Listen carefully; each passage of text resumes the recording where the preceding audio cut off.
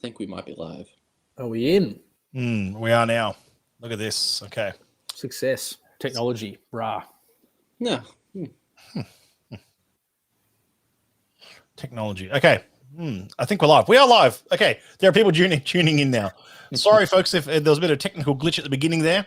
Good to see you all tuning in. Thank you so much for coming to the Gathering Virtual Tasting, the Global Gathering Virtual Tasting.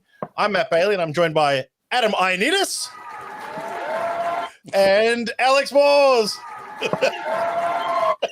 That's new. I like that. Let's keep that. Yeah, there's some applause clips in there. So I feel like we're actually starting a real tasting here. We're still real tasting. We still do virtuals, and I still love doing virtuals because it still brings everyone together in a, because we've got members who are regional. We've got members all around the country who love what we do. And I'm just multitasking here and just double checking that we are still live. Yeah, it says we are right now. That's good. It says we've been live now for 69 hours and 18 minutes. So there's something going screw with the timers and the lives on this stuff. But do a quick check on, just check our YouTube stream's going okay, because like I said, a bit of a glitch where the stream kept dropping out for the first minute of trying to go live here. I'm definitely seeing some people saying hello from YouTube. Yeah, so great. They're seeing it. Yeah, that's and great. Dave Cook's commenting on your camera quality, which is not a potato for once. Yeah, nice. I don't know. Look, and here's the thing, Dave. I appreciate that comment because I only see obviously the stream going in. I don't see it coming out, and I haven't changed anything. So it's just luck of the draw, it seems. Watching on YouTube coming through fine. Okay, thank you everyone for tuning in because it is coming through fine now, which is great. We were having a bit of a technical glitch. Welcome to the Global Gathering.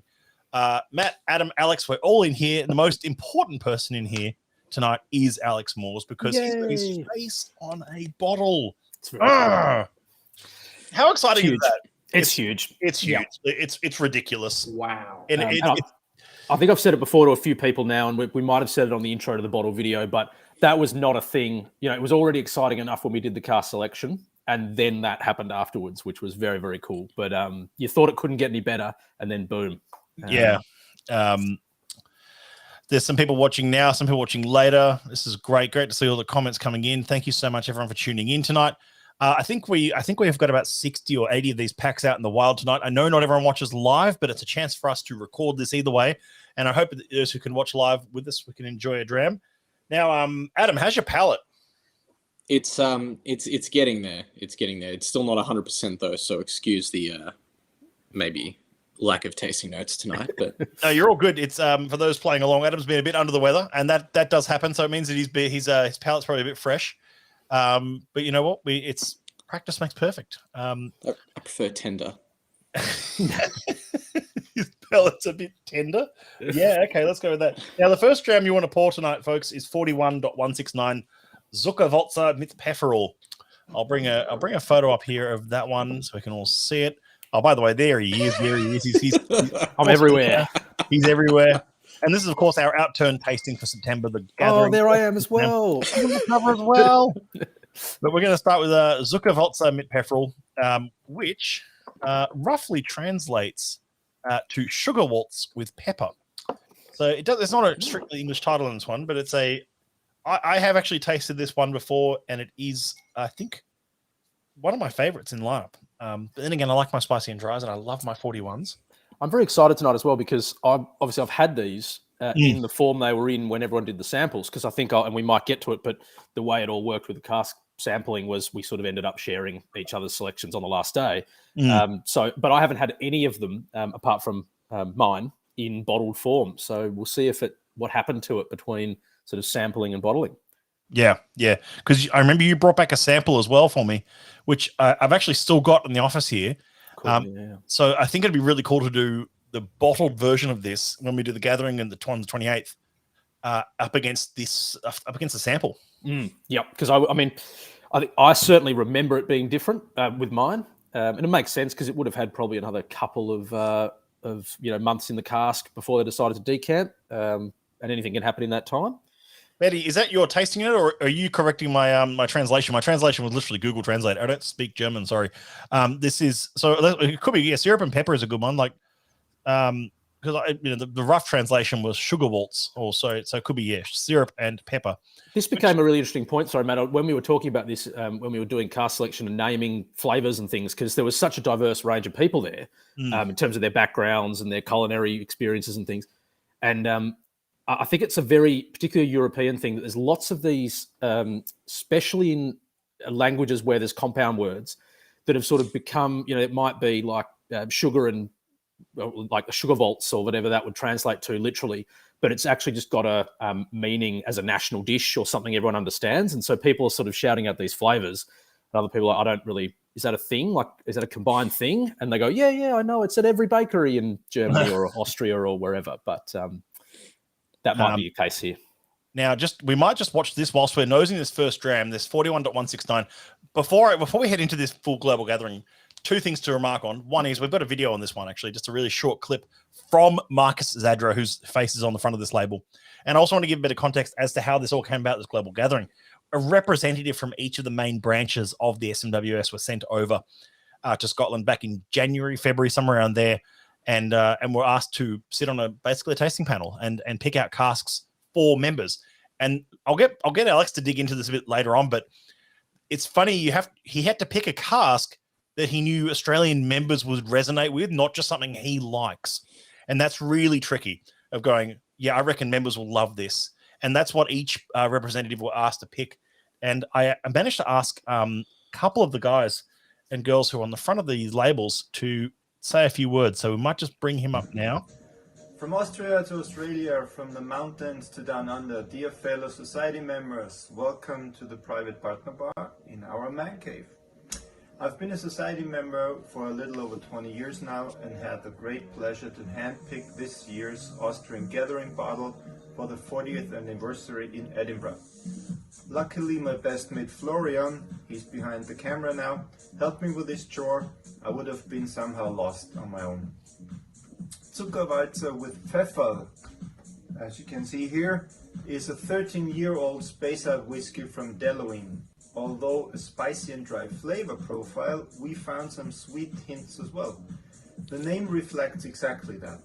Pfeffer is Austrian for a very special spicy flavor of a typical local white wine. The sugary waltz with pfeffer. We tasted marshmallows, red peppercorns, some olives and roasted almonds, together with bacon, fresh herbs and a hint of smoke. Slanche, enjoy. What a legend. There he is. So that was Marcus Zadra, who picked out that cask for us, who picked out the cask for the Austrian members. So good. So good. How's the cross-leggers on him as well, on the chair? And how's that like Austrian techno in the background that he's playing the whole time? Great. I assume that was you. Just dummy that over. But It wasn't. I promise it wasn't me. It was him. I actually had some drams with Marcus on the last day, and I sort of after it was all over, had a few drinks in the vaults, and that little place he did the video from is fantastic because, by all accounts, it's better than all the bars surrounding. Well, it's not really a bar; it's in their garage, but set up like a man cave as he described it. And it's got a great selection. They rotate through heaps of bottles. People just drop in and say hi to them when they're working in the garage and have a dram at the bar. But it's just Marcus and his mates have done it, which I think I love all that with the society where people, if you make it, people come to it and then you grow the community, which he's done there. Yeah, it's so good. It's like you said, it's like a private partner bar, which is so exciting. It's like a cool little community effort he's put in there. And I've never met Marcus in person, but he seems like a lovely bloke and he seems like the kind of guy I definitely want to have a dram with. Have you guys tasted that now? Because it's just phenomenal. I've even added a drop of water and it opens up, gets all like the mouthfeel on that 41 is something else. Yep. It's so like that oily and absolutely. And the finish is fantastic. And if it wasn't such a like nice drying finish, because there's a heap of wood tannin on it in a good way, it'd almost probably be in the spicy and sweet because there is that like marshmallow he was talking about. There's almost like a red raspberry confectionery, something going on with it. And there is just the slightest whiff of smoke on the end. It's not even about to say, I'm getting like sort of black olive brine. A little bit. I'm getting olive oil as well, and that mouthfeel is like olive oil. It's so like textural. It's lovely. I'd You love guys to know hear. those cheddar crackers, Mm. like just the really heavy cheddar sort of cracker you get from Woolies. I was getting a lot of that on the nose, but if it was drizzled in like honey or candied sugar or something. Corbin says he can't remember the last time I sat cross-legged. You know what? For Marcus Zadra, I'm going to cross my legs. Okay, so you know what? I'm going to enjoy this stream cross-legged. Sludge. I sit cross-legged every live stream, FYI. Turns out we've just been not to cultural brag or anything, appropriation of the just- Austrian members. Yeah. Adam's actually a secret plant from the Austrian branch. He's never told me this. He's here just to infiltrate the Australian branch. Yeah, I was missing some letters, but yeah. Yeah. I was going to say as well, when Marcus is talking about the notes, because it's a great thing when you've done a really intricate cast selection, like a panel process, and then you get to the point of sort of not trying to remember. You might have actually have the notes in front of you, but when someone like Marcus is saying these are sort of 4 or 5 headline notes I get when you're sitting at home and you're going, oh, I'm not getting any of that. Often it's either just the time you took to do it or the combination of different flavors sort of manifests as those flavors, because some of the things he said, I'm not quite getting his sort of rich bacony notes or the more meaty tones he was talking about yet. But obviously he was just summarizing what it was for all of us, a very long, involved tasting note development process. Yeah, and this is the kind of whiskey I would call a whiskey drinker's whiskey. Does that make sense? Like, it's those who like have explored whiskey. It's definitely, it's got lovely complexity to it. It's got that like hints of like pineapple, toasted almonds. It's just lovely. Yeah, I'm a big fan about that one. Very clean, and 41s are so good. Yeah. Like they're so good. It's one of those distilleries that I always keep an eye out for because of just the quality of the spirit we get through society from those guys. Great question here from Corbin. I think, yeah. Are all these whiskeys full maturations in the cask type stated, or are there some finishes here? Now, this one is full maturation, second fill bourbon hogshead. So this is a full maturation 13-year-old. The one we're about to head into next, which is Alex's cask, is not. That's had an additional maturation in a first fill HDMC. If you did 12 years in a first fill HDMC, it would be absolutely cooked. Yeah. And then I'll get onto the third and fourth and fifth later, but the 55.84 in a nutshell is half and half. So that was I think that was from memory, it was like 6 years in ex-bourbon and then 7 years in first fill PX. And then the next one after that, 10.250, is full maturation in second fill PX. And the last one is a finish as well. That one is a finish, but I think it was a 3 year. So it was a 6+3, that one. Great. Yeah, great comment from Paul Hamilton Brown. Loving this one. Good to see you, PHB. Loving this one. Just starting to discover the 41s. Enjoying where this is going. It's one of those distilleries that I think it's a bit like Distillery 68 in that once you know sort of thing. And there's this lovely toasty, oily, rich character to their spirit, which is usually their spirit from Distillery 41 usually goes into Johnny Walker. So, and one more comment before we head on from David Gilks. Not following along tonight, but thought this was lovely at the Canberra tasting. Yes, by the way, shout out to all the members who have already tasted these at Victorian. There was a Victorian tasting already, which was at Bellarine. There was a Canberra tasting. There's been, I think, Launceston. Thank you. Yep. So a few cities who have already members have already had the chance to taste these. So and enjoy these. Sweet Christmas biscuits, those woody notes you've picked, and that lovely surprising smoke at the end. Good pick. Yeah. Marcus, we'll send you a clip, but congratulations. That's a lovely pick and well picked for members. I'm sure the Austrian branch, which I know the Austrian branch in my head is a bit like the Danish branch. I know that sounds really like weird connection, but they're a smaller branch that have a very strong membership, if that makes sense. Very passionate. Very passionate members indeed. Yeah, and lots of those nice like stories of long-time members who sort of joined the UK branch before there was a branch in their country, just to be part of it, and then it builds, and then we've got enough to form our own branch now. Which goes back to your comment before about community. Yeah, there's amazing communities that pop up almost out of just someone's passion for setting up a bar or setting up a branch. Exactly. Alex, here we go. So I'll just give a bit of a preface before you start. There's Mark Follows from our commercial team, who was some photos that came through from of him introducing the sessions, and some of the members from and representatives from other countries who were tasting and assessing whiskies blind completely in that blue glassware that you can see there. And then we had, of course, our very own pictured middle, Mr. Moores, who was there picking out the cask as well. And it takes me back. It's good. Takes me back. It wasn't that long ago, but yeah, it's true. And then we also got some impromptu shots of there's Julian and Olaf going through some of the goodies and some of the notes that you put together. But if you want to maybe have a chat through to us about where we landed here. Yeah. So you'll probably, if you've been to something that I've been at already, there's been a gathering event in Melbourne, a sort of informal satellite gathering event I've spoken at, and there's a few videos kicking around. But just to remind everyone, or anyone who's watching for the first time doing these, we all arrived, as Matt said, in Edinburgh in February.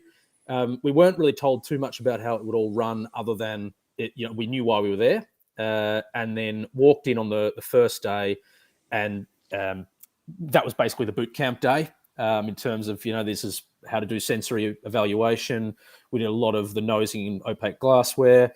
I said at the Melbourne event last week that one of the most challenging sensory experiences I've ever had is trying to identify the society flavour profile by nose alone, because there's a lot of potential overlap if you don't have your palate to draw from, and you don't have your eyes to draw from, but that's only indicative anyway. And then we sort of went through a few of those, a little bit of sensory training on palate as well. And then it was cask selection time. And it was a really good way of doing it, because we sort of walked in and there were 2 samples on each table where we'd been sitting. And we thought, okay, it's, we pick A or B. And then the bar you just saw in the previous shot where there's all those sample jars, what was revealed to us with the method was we would have to lock in one of A or B at the beginning.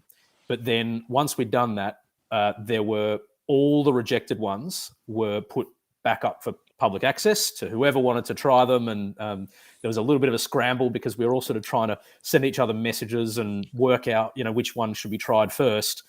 Because if you liked one that had been effectively released by the other tables, then you could lock it in and sub your original choice of A or B out, put that back into the mix, and then claim that previously released one. And what it meant was there was this fantastic thing happening where, because you were able to release one you'd locked in, but only if you decided you liked one more that had popped up, you were always going back to your fellow members saying, oh, did you end up swapping? Have you released one of your A or B back out yet? Am I looking for a different sample number that I haven't tried yet? And so there were about 40 odd samples in the sort of floating around the room at any one point, with people locking and releasing. So really just massive choice. Is the summary. And interestingly, I ended up going with my locked in A or B. I probably tried them all, but ended up not ever releasing my first choice back out into the marketplace. What always just blows my mind about this whiskey that I've now tried quite a few times is just how much it is creme brulee. Yeah. Mm-hmm. Yeah. And Adam, you've got a bit of a story on this cask as well, a little bit here. No. Yeah, no. Well, let's leave that then.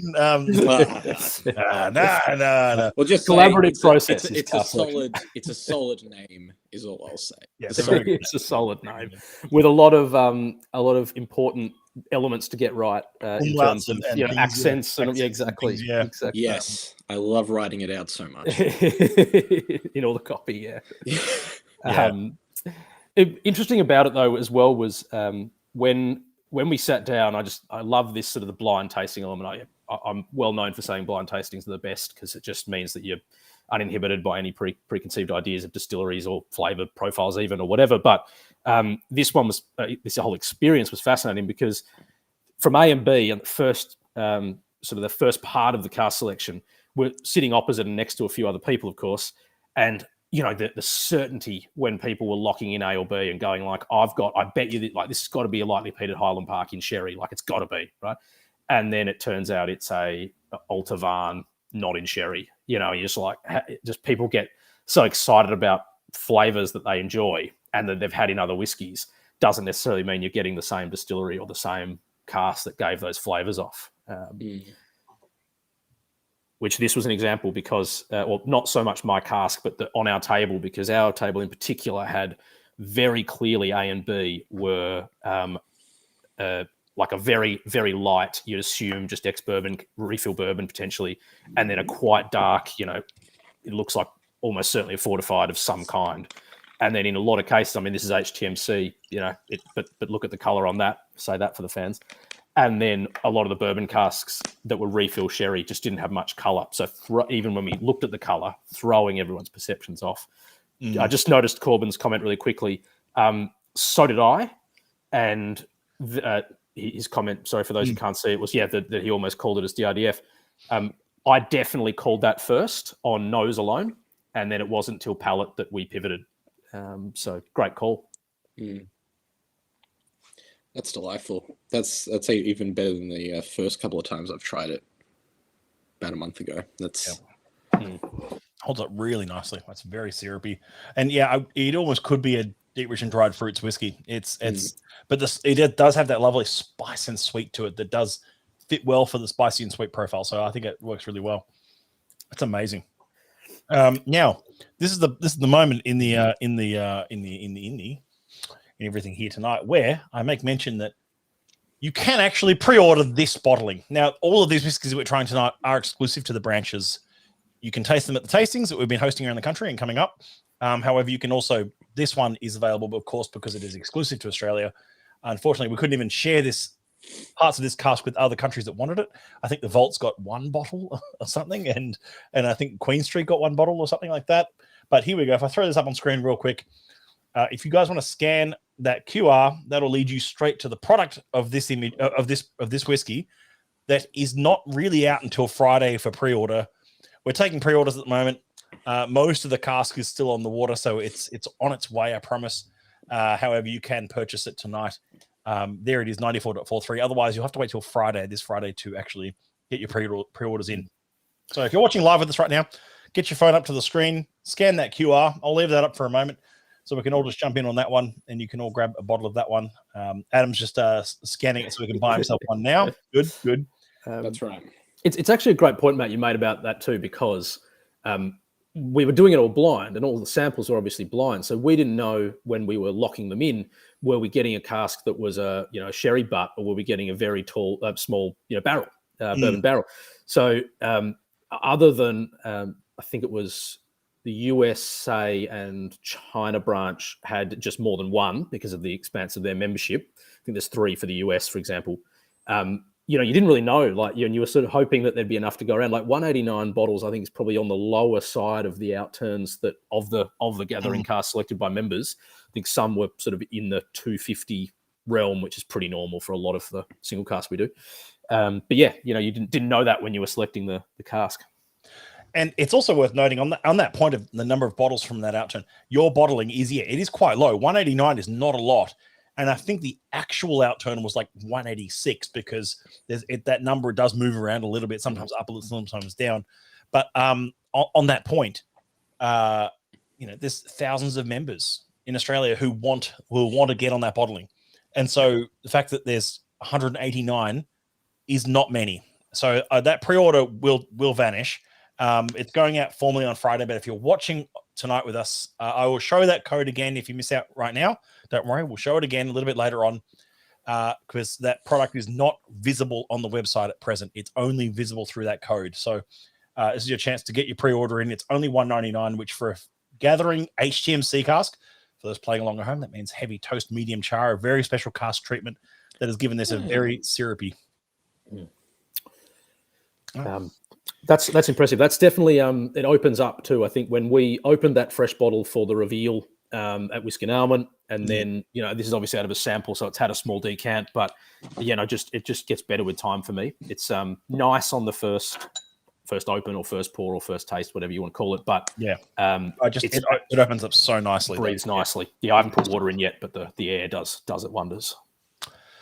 For those, I'm seeing a lot of scans come through for that QR, which is great. However, I'm just going to duck it off screen for a minute because we have a special guest We have a special guest, unannounced guest that we didn't tell you was joining us on this stream tonight, which is really exciting because we've got another whiskey coming up that this will make a lot more sense for in a second. I can see people still scanning that QR. I promise you, I'll pop it back up on the screen shortly. But we do have a special guest joining us for the stream because the next whiskey we're going to taste is actually 55.84, and so, rather than me talk about the Japanese branch release, I thought we'd hear it straight from the source. So if we could please, round of applause for Janelle Ong, who's joining us as branch director for SMWS Japan. Here she is. Hi, everybody. Can you all hear me? We can hear you loud and clear. Great. Thanks for having me here. No, thank you. So excited to see all three of you at the same time. And also to the Australian members that I've not met before, I'm Janelle Ong from SMWS Japan. Yep. So I manage the branch. So I'm so glad that you all get to taste our gathering bottle as well. Yeah. And also shout out to Australia as well for sending us a cask of your limited gathering bottle as well. I understand that you only have 100. You only have we exchanged, you see, so that's why you all get to. Yeah, I know. Under the table deals. Yeah. Deals Under the barrel deals. We actually, I actually work closely with Matt. So Australian members, you also get to see enjoy upcoming, I think, special Japanese 30th anniversary tasting that is coming up sometime. I don't know when, but look up for the announcement. First mention. Yeah, that's coming up real soon. We haven't even talked about that before. Yeah, you get to taste a Japanese whiskey exclusive to Japan. It's very cool. It's very cool. So, Janelle, do you want to give us a quick rundown of 55.84, how the selection process worked, what you liked about it, all those kind of things? Okay. Tell us who these people are as well. Who is Bar Celine? Who's Bar Oscar? And this kind of stuff. Okay, so maybe let me give you a short introduction of the bottle. So the name is in Japanese. So in English, it's actually Desserts on the Royal Train. So the reason why we actually used Royal Train is because Japan has the royal family. UK has a royal family. So we thought, and it actually reminded all three of them, like, this is a very sweet whiskey, like desserts after, there's something that is worth pairing with desserts. That's why it's desserts on a royal train. So as to all these, there's three gentlemen on our label. So from the left is Bar Celine Master, Mr. Sho Tamura. He is our partner bar owner, who has been with us for 30 years. In the middle, so he has his partner bar is in Ibaraki Mito, is about 1 hour plus away from Tokyo. And so in the middle is Bar Oscar. He's also a partner bar owner from Fukuoka. So he's known for his cocktails. So if you guys have chance to visit Fukuoka, please do drop down to Bar Oscar to try out his fabulous whiskey and cocktails. He has also been with us for more than 20 years. So so his bar, I think there's more than 200 SMWS bottling. So they are also being featured in the September issue of Unfiltered. You can check out the article on Japanese partner bars. So the gentleman on the right is actually a whiskey YouTuber. He's the top whiskey YouTuber in Japan. So I actually also invited him down because we actually collaborated on an exclusive release last year, a 53 bottle, and it actually won the Superior Gold Award in this year's Tokyo Whiskey Spirits and Competition. Yeah. So all three of them, if you realize all three of them, Crossroad Lab they also own a bar. So all three gentlemen that I brought over, they are actually bar owners. So I thought for this special event, it would be good to invite bar owners over who has been with us and helping us a lot in growing the Japanese membership. So that's the story of how these three were invited. Amazing. And How did they go with selection? How did they go working together as a tasting group? Okay, so I'm not sure if Alex has actually mentioned, we were initially given a set of samples. Yep. The first round. So actually, after the first round, all three of them actually looked at me and frowned and said, I didn't come all the way to Scotland to choose something like that. I can't put them under my name. I can't. I just can't. So immediately I was like in shock and I'm panicking. Oh my God, what should I do? So immediately I ran to Rebecca, who is the head of marketing, and also went to find our CEO, Andrew. I said, look, I have a situation here. So my members are a bit different. So they are in the bar industry for over 20, 30 years. So their expectations are really, really high. So can you do something about it? Fair enough. Okay, so I mean, this is my story. I'm not sure about how others thought of. So immediately they brought out another set of selection. So it turns out this is a surprise. So after the first round, we actually have a second round. That okay, we can from the first round of selection, we can keep one sample, and after the second round, we actually can get to choose again from another like 10 to 15, I think, or 20 selections. So it's the quickest, fastest winner first. So you get to quickly taste. Okay, this one no. Next set. So they actually tasted quite a few rounds until we eventually settled on this. Yeah. I'm now super glad hearing that story that my lead-in story wasn't I selected a cask that Japan rejected from the first round. No. I kept my first one. No. It's not rejected. I mean, it's not rejected. Anyway, Alex, we had a gathering on the first one on Sunday. So Bar Celine's master actually specifically asked me about your bottle. I said, oh, what is this bottle? This is so nice. Out of all the other, I mean, we have a total of 5 gathering bottles. He specifically picked that out and said, this is so nice. Yeah. Fantastic. And so I told him, do you remember this gentleman that talked to us a lot when we were at the vault wearing the specs? And he actually remembered you. That's good. Do you remember that guy that just wouldn't shut up? Yeah, that was him. Yeah. I was a little bit tipsy. I was very friendly. He was extremely friendly. I saw him every day, even after the trip. Remember that really chatty guy that just wouldn't shut up? Yeah, that guy. That was the Australian branch. Yeah, okay. Yeah, even after the event was over, I bumped into him outside the vaults because neither of us leave it basically. I extended for work, but I still saw Alex for like 3 days.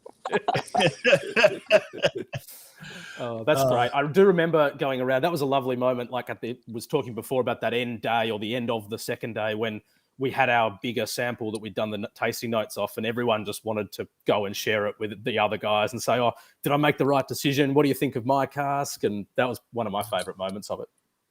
Yeah, but I guess eventually everybody chose a cask that they were really satisfied with, because with the addition samples, I think one thing about society is we have a lot of casks. We have a lot. I mean, I believe they have a library of selections. So everybody was able to choose something that they like, truly and they are proud to release for their country. Yeah.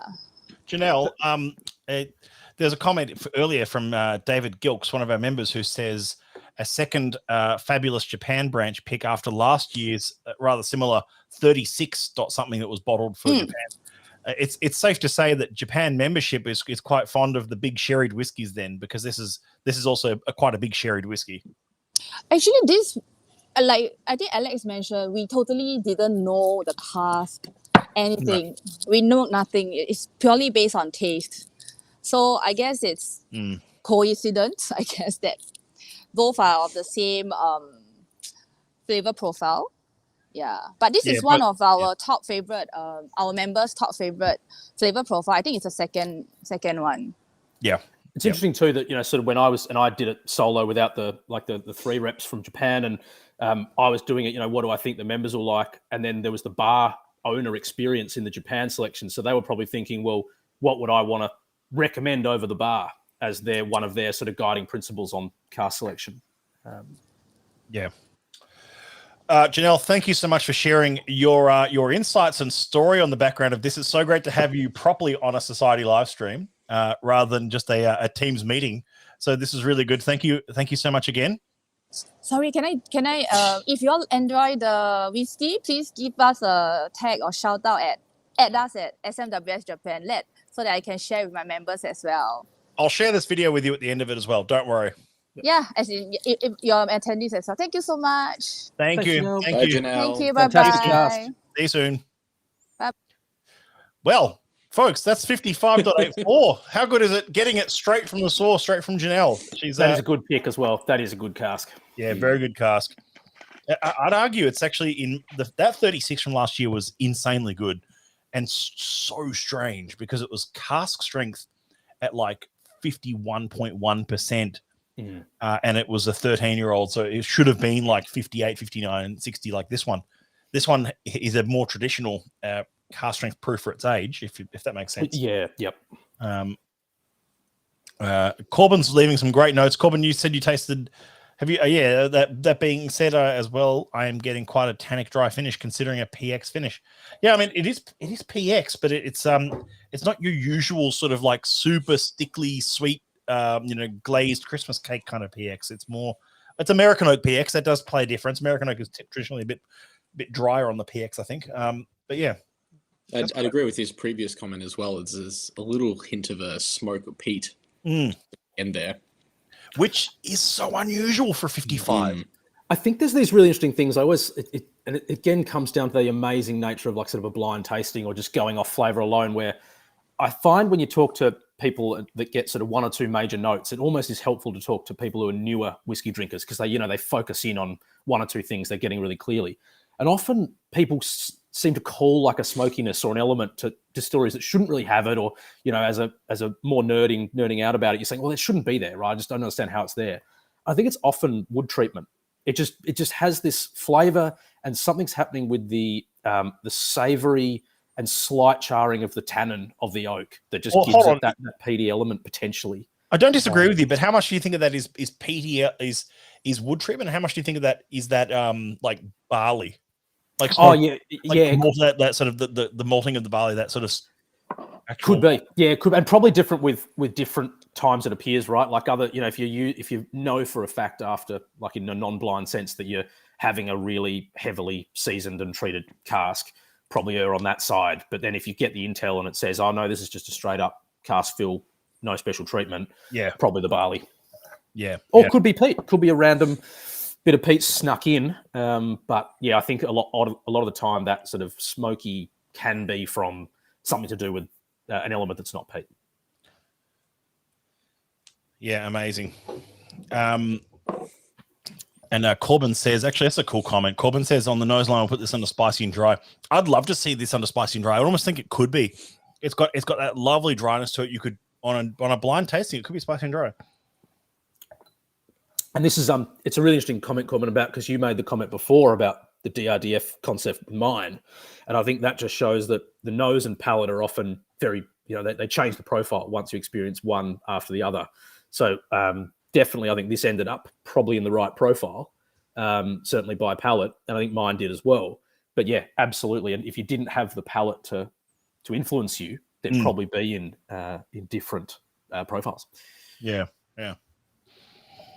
Lovely. All right. Well, I think we do need to move on because we're going to get pressed for time. But that is an excellent example of a 55.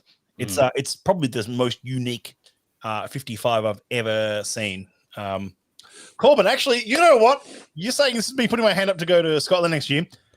You have to enter the competition, and it's in Outturn. It's in I think it's online. It's on our gathering page. It's everywhere. All you need to do is just enter the competition. It takes you to the UK website to enter.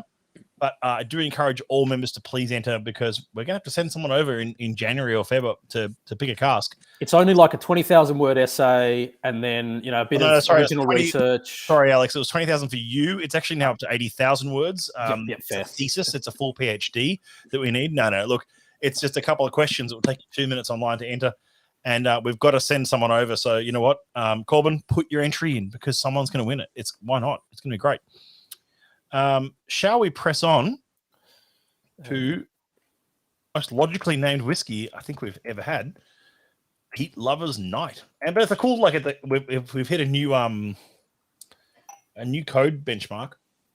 We're up to 2.2 for distillery 10. I'm very glad about that.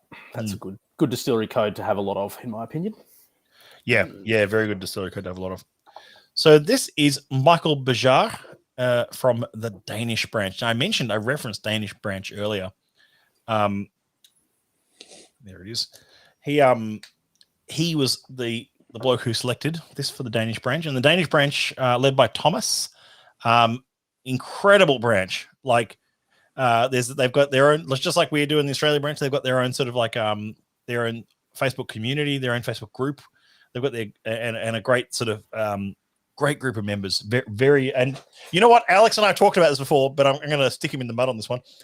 Alex and I have talked about going to the Danish the SMWS festival in Denmark each year that Thomas and the team put together, because it was insane. It's just mental, isn't it? And like, I thought I was nerdy, and then I met Thomas. Then you meet the Danish members, and it's like, yeah, I need to up my nerd game here, because that's next level. These guys, absolutely, it's so good. I think they all just have their own T-shirts made every time there's a release of a new Danish bottling. There are like hats and T-shirts and jackets of that particular cast. New code, new dot code. Bring it on, merch, all the merch. Yeah, and I look at some of that merch, and I have to admit, some part of me goes, yeah, I want that shirt. How do I get one of those shirts sent over from Thomas?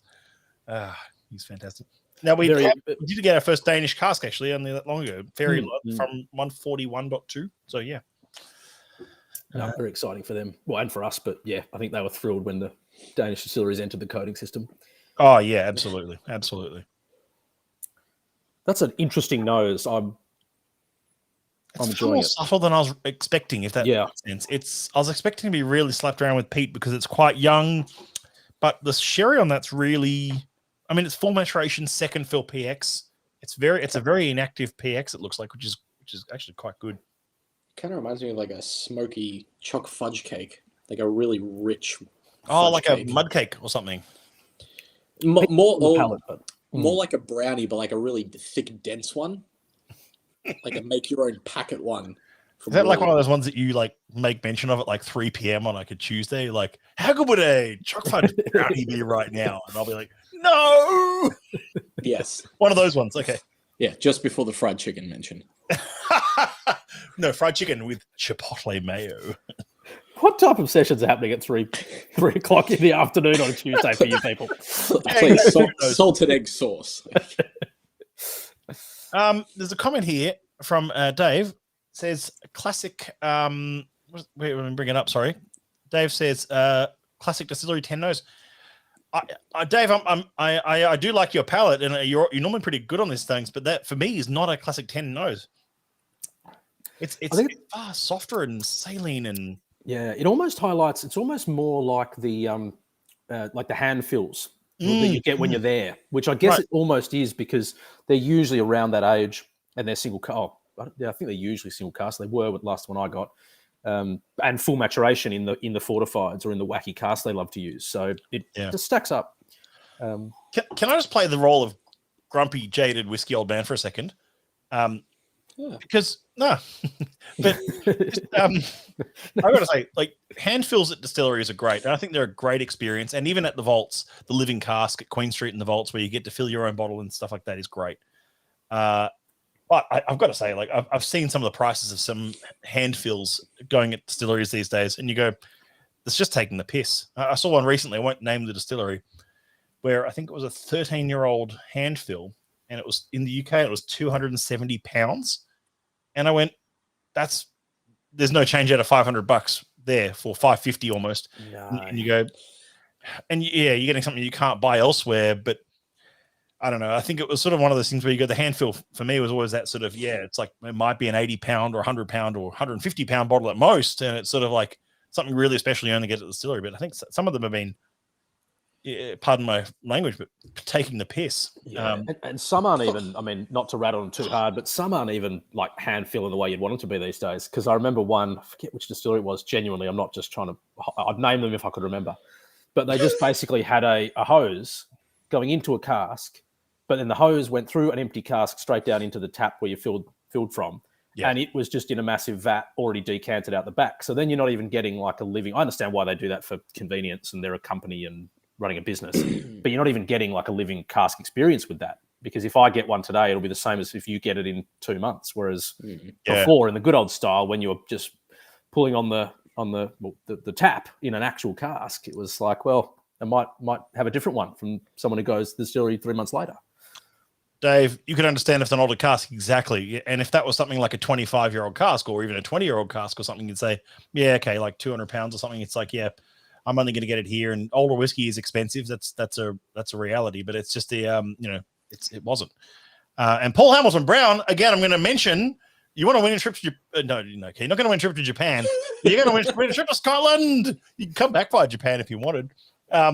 So that's that's coming up. That's coming up. It's already, the entries are open. Don't miss it. We'll send out a link. We'll get an email coming up. We'll have more info coming soon. Yeah, most of it's in October outturn, so keep your eyes peeled. But you'll be a chance to win and get in on that promo. Sorry, Paul. No Japan trip. I'll go with you. I'd love to hear some more comments from people. What do they think of this 10.250? Dave already said it's a typical 10 nose, which I'm coming around to now. I'm not inclined to add water to that. It's already quite it's quite relaxed.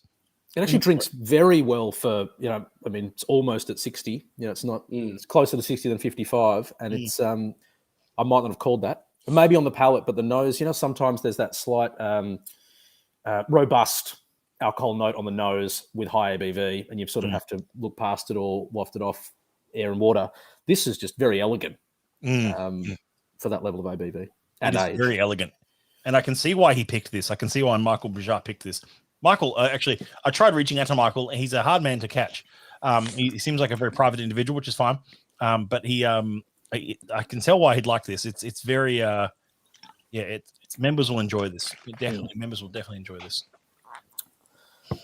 Oh, there's a note in there I can't pick. It's almost like a bacon. Absolutely.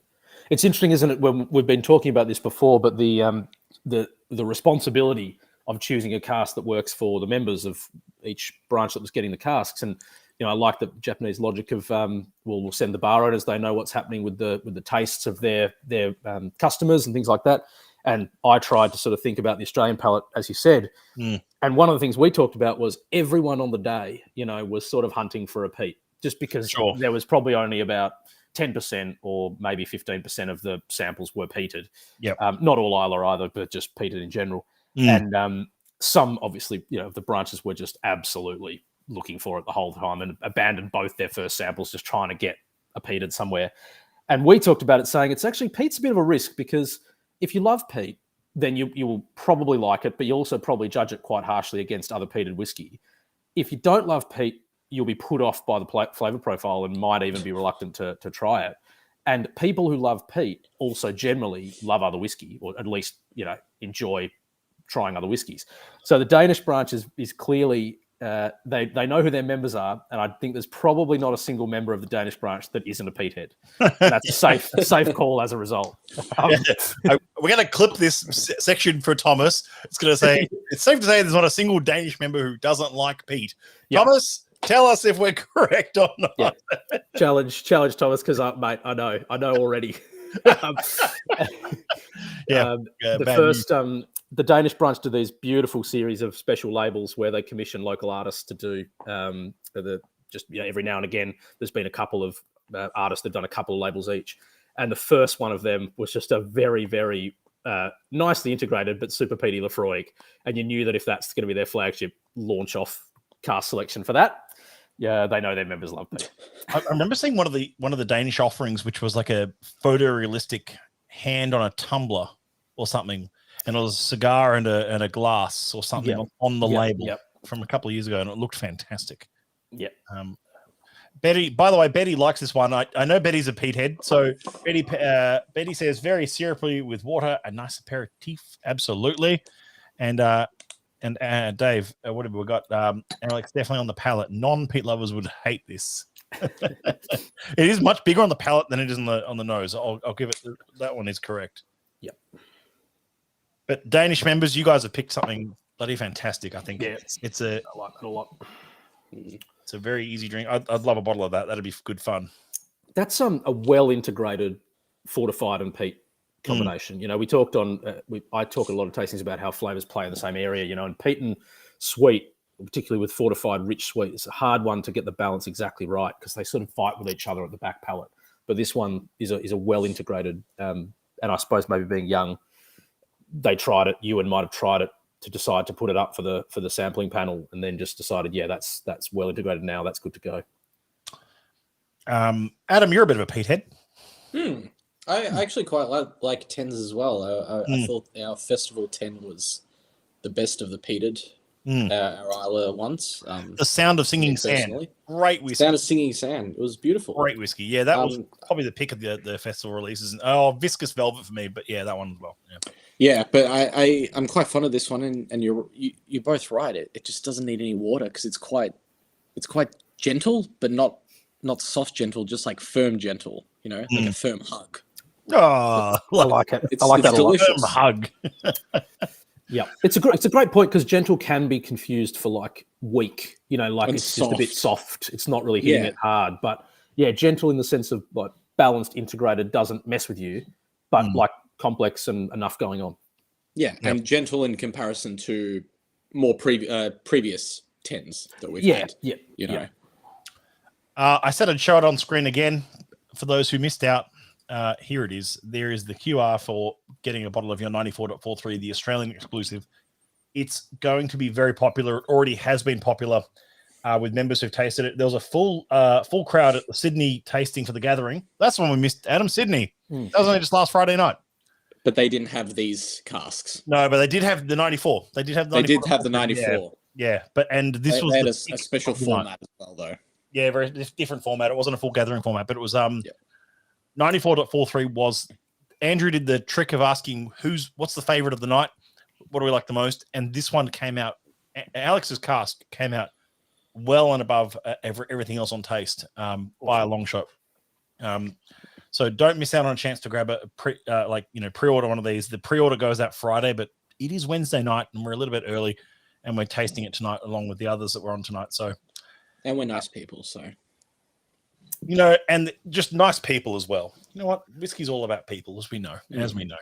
And Dave Cook said earlier, which I threw on screen, would go awesome in a smoky cokey. This is confidently gentle. I like that comment, Corbin. Yeah, not overly cautious. David Gilks says, it was funny. We had a non-peat lover on the table for the Canberra tasting, and she quite enjoyed this. Probably just enough sweetness from the cask to help it along. It's funny, isn't it, David? Like this is it could be one of those whiskeys. It's rare it happens.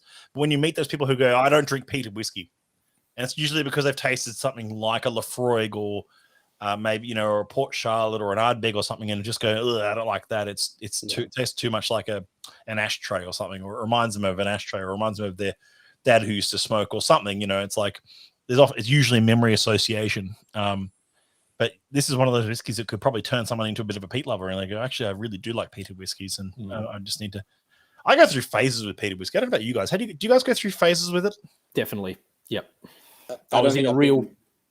Sorry, Adam. Yeah, I was in a real lightly peated fours were just my absolute go-to for ages, and that was the perfect profile. And then I've still good. Can't say it's not good, but I'm out of that phase slightly now. I'm into the juicy oak and vanilla unpeated. I'm going through another phase, but absolutely it comes and goes. Adam, you were going to say? I haven't really gone out of the peated whiskey phase yet, but there's still time. I did a full year without peated whiskey at one point, where I was like, I just avoided them entirely because I needed a sort of a reset from them. I guess I don't know, but then at the moment I'm really enjoying peated whiskeys, especially just good sort of 13 to 18-year-old good peated whiskeys, and I mean younger ones as well. It's not really determined on age or distillery. It's just just I guess the complexity does change. And mood as well. Like you might be in a phase, like I say, you know, I 100% agree. You definitely go generally in phases, but then, you know, you'll be standing around someone's bonfire and someone will hand you like a 53 or something, and you'll just go, yep, this is exactly what I need right now. Yeah. Yep. Dave Cook says he's got a mate who, like that. He just does his head in, and if I want him to try a peated whiskey, he has to lie to him, and he's a police officer. Dave, Dave, look, I'm not gonna recommend you. Like actually, Alex is the lawyer. He can. Dave, don't incriminate yourself on a live stream, mate. That's rule number one. Like, yeah, rule number one. This is being recorded, Dave, and Alex has got the legal brain, so you know. No further comment. Don't ask Dave any more questions. He won't answer them. All right, just Dave, call me privately. Dave? Call me Who's privately. Sorry, Dave. Can we end live real quick right now? Like we're just like we got your back, Dave. Betty, we know you love peated whiskey. We know you've been a regular on the live streams, and we love having you in. So thank you so much. And we all love peated whiskey in the end. And Corbin says you definitely go through phases. Yeah, I mean it's always a sucker for 53, but definitely have phases. No, Dave, it doesn't matter. He's not a member. It doesn't matter. It'd be good if he was. If you're always welcome to invite him. But no, he definitely should. You shouldn't incriminate yourself. I'm at the peak of my peak journey at the moment, says Paul Hamilton Brown. But when I mature, I'll better appreciate the other profiles. It's interesting, Paul, how you know you're at the peak, mate. I would have thought, you know, you're continuing to climb. You might be years from reaching that. There's still a lot of 53s to come. That's right. Like always, another peated whiskey. Don't worry about it. I think it's. Sorry, Matt, just before we move on, I was going to say, if anyone's got any left, I know these are pretty quaffable drams. I kept a bit, and at least the 41 is a good swimmer. A little bit of water, and it deals really well with it. I still got the 41 and the 55 a little bit in my glass. I drank the 94 already, but I'll come back around to them. Okay. Pudding Chameur at the Shack. Here we go. Now, this is another one where we're very lucky to have a little clip, actually, from Mathieu Duro, a Canadian member who was able to submit this particular cask. Awesome. For Canadian members. So let me just bring that up, and I'll try and crank the volume so we can all hear it. Hello Australia, this is Matthew from Canada. I hope you're enjoying Pudding Chameur at the Shack. A sugar shack is a place where friends and family gather every spring where they make maple syrup. And maple syrup is made from sap from maple trees.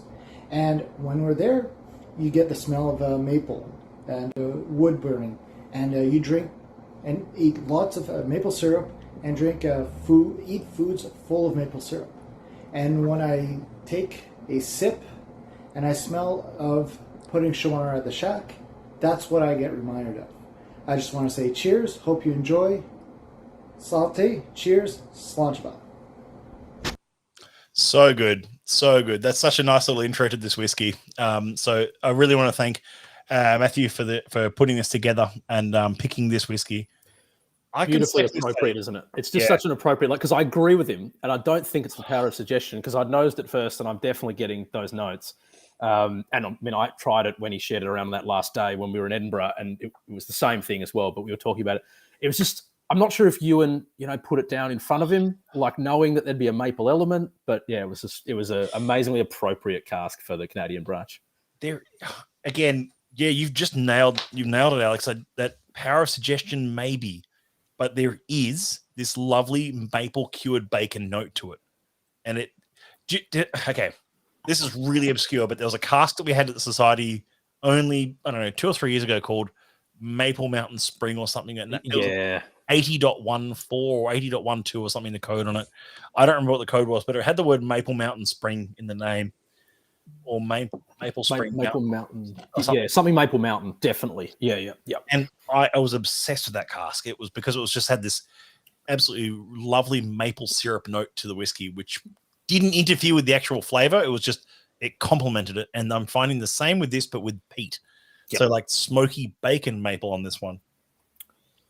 It's interesting you should mention that, because when I first poured it, it noses it quite a bit differently now. But when I first poured it about 10 minutes ago, it actually reminded me quite a lot of the last 53 we just put out this month, Iodine Ice Cream. on the nose. Oh yeah, iodine ice cream. That was a lovely whiskey as well. That was a sweet 53. Yeah, like it had a very distinctive nose, and this reminded me of that as well. But now it's just it's opened up quite a bit, and it's very smoky now.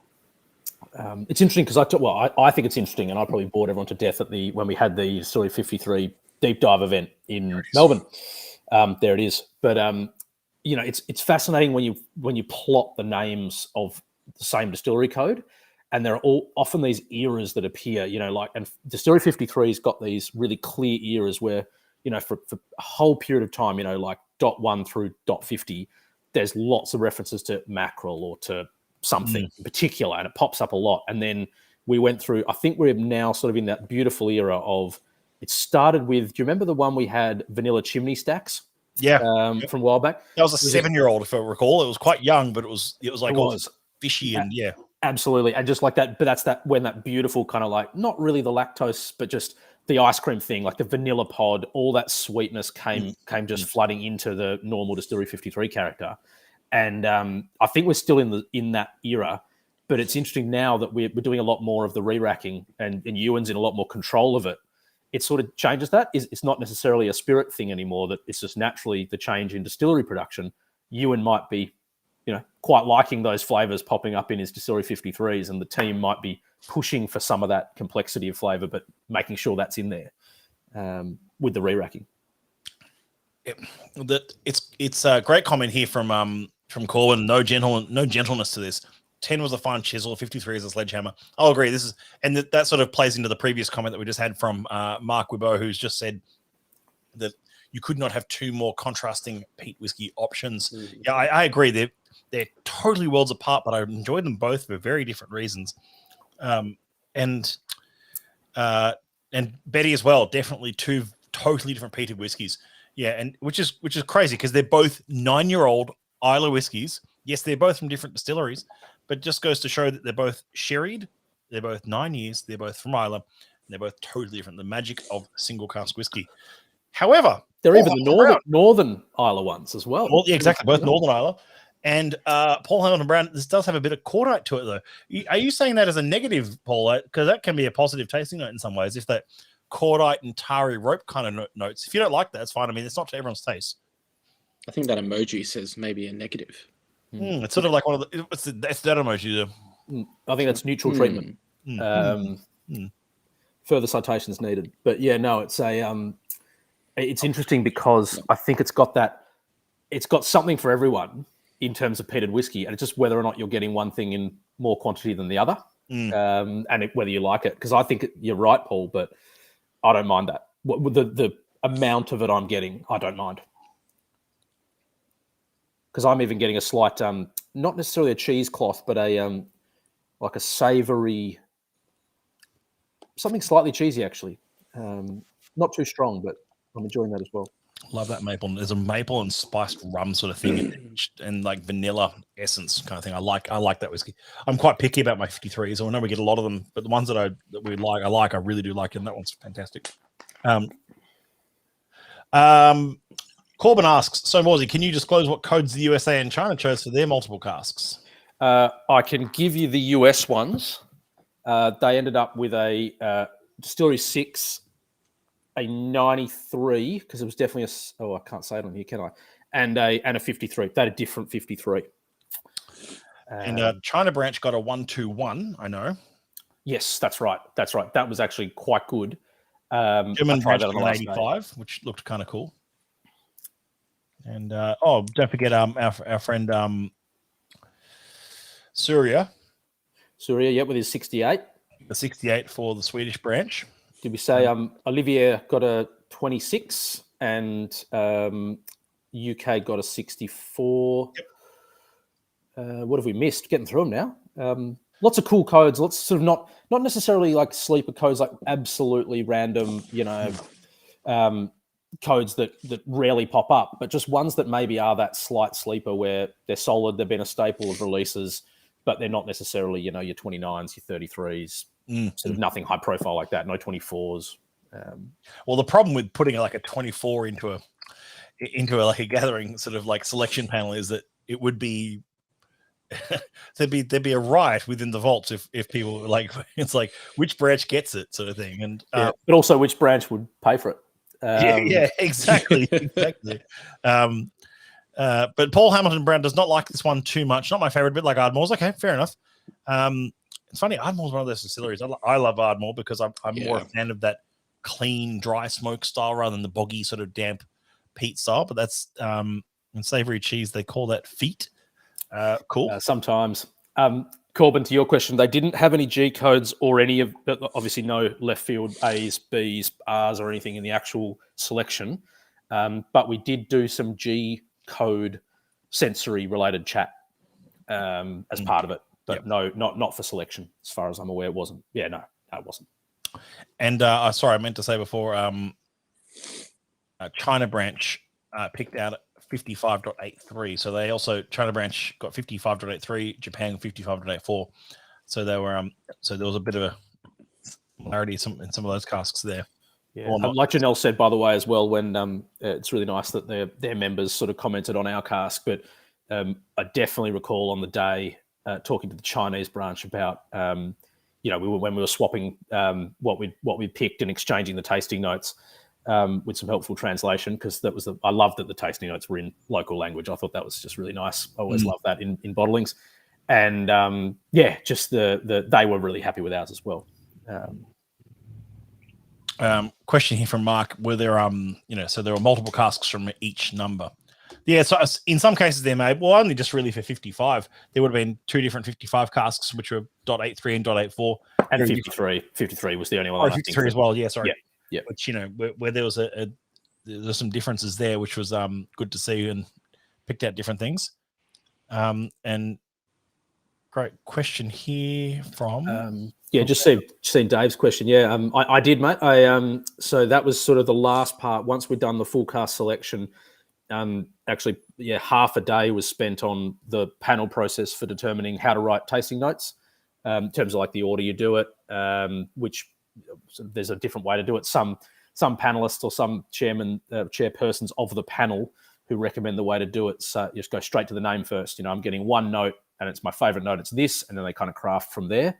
I was doing it a different way, and I do it the way Olaf does it, which is start with the full notes, then do your condensed notes, and then your name kind of bubbles out of that. Names sort of can be, sometimes names are even kind of unrelated to the tasting notes. In some of the extreme examples, like whatever those, I love those, Baldric, Cosmic TARDIS kind of names. They clearly don't come from the notes necessarily, but impressions and other things. So just the actual notes. And I tried to be a little bit witty. You might see in there's a reference to sort of stopping by the pool. That was my way of jazzing up, instead of saying now we add water and we get a different thing to it. But tried to tell a story with the notes. It's a little bit of a, it's just it's meant to tell you, your sort of day of drinking, and hopefully you've got some left in the bottle at the end of that day. Wow. But Fantastic. Well, that's putting Summer at the Shack 53.456. I think it's kind of a bit frustrating, I'm sure, for some members who've tasted some of those and gone, man, I'd love a bottle of those. It's only the 94 that we've got locally that we can share around.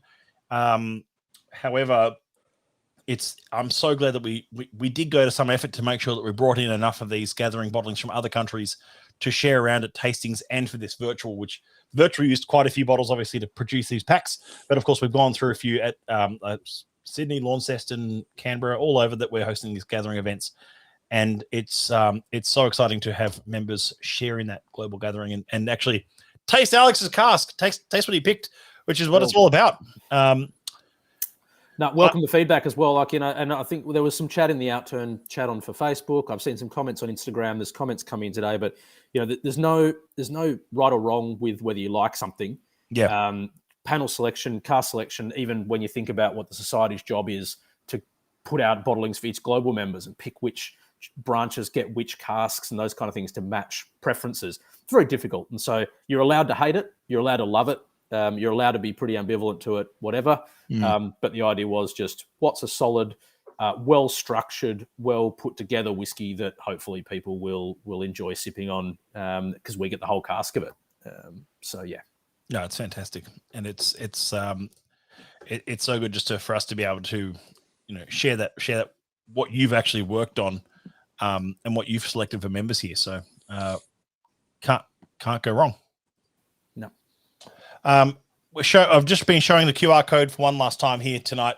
The formal release will be back on Friday. So check up on the website on Friday where we'll be launching the pre-order. Adam, is it like midday Friday? Midday Friday, where we've got the pre-orders for 94.43 outside of right now, which we're just doing it for those who are tuning in tonight. So you lucky ducks. But otherwise, we'll be Friday at midday to get the pre-order on Alex's cast. I really appreciate everyone who's tuned in tonight live to watch along with us and enjoy tonight's global gathering. Of course, keep your comments coming in. You can throw them in on the video even after it's finished. We love seeing comments and any sort of feedback. And great comments coming in here. Mark says, congratulations on your choice. Enjoyed it thoroughly. Already pre-ordered. Great, Mark. Exactly. That's fantastic. And Corbin said, running under the sprinklers, visiting the swimming pool, Australian colloquialism, adding water to whiskey. We should use that more often. We should say, after running this whiskey through the sprinklers. Yeah, I like it. Yeah. After swinging around on the hills hoist under the sprinklers. Well, I was about to say, Alex, instead of saying this is swirling a whiskey, this is running it under the hills hoist. Yeah, that's right. I like it. Giving it a bit of a spin. Yep. No. And cheers, Adam, and anyway, thanks, Dave. Adam. That just did my brain in. Okay, good. I'm sure you meant Alex. And then and Betty says, love these virtuals, makes my day /night. Betty, we love feedback like that because we love hosting these virtuals and we love hearing what people love about them because it's just good fun getting online and having a chat and sharing some whiskeys. And I'm glad you're still getting the packs and we're all enjoying it. Oops, Alex. I knew, Dave. You're right. You meant Dave. Just reading out your comment did my head in. Trust me. Thanks, guys. Just before we go, of course, I always like to at these virtuals. I always like to tease next month's outturn cover. It's always that nice little sort of moment where you go, "What's coming up next month at SMWS?" There it is. There's beer month. There's the cover for outturn, October outturn. There's Alex enjoying his beer. It's as the weather warms up, it's all about beer pairings, and it's an exciting October outturn coming up ahead. But in the meantime, of course, we haven't even hit the end of September, which of course is Friday. Coming up this Friday is Alex's cask.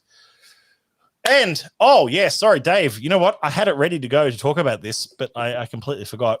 I was going to make a joke about it earlier when we've been live for 67 something hours. I'm like, we're breaking multiple records here, mate. Longest live stream. Call the Guinness, people. We're back. No, it is the Guinness World Record pack. We've only got 12 left out of the 100 and something we brought in, which is amazing. So it's great to see how many Aussie members are going to be tuning in live on the 30th of September at 11 p.m. Yes, it's a late start so that US and Japan, Korea, UK, us, and other branches can join in and try and break this world record for the biggest virtual whiskey tasting ever. So it's very exciting. And there it is. Last call. Only 12 packs remain on the site at the moment. But you'll need to order them soon to make sure that they arrive in time for the 30th.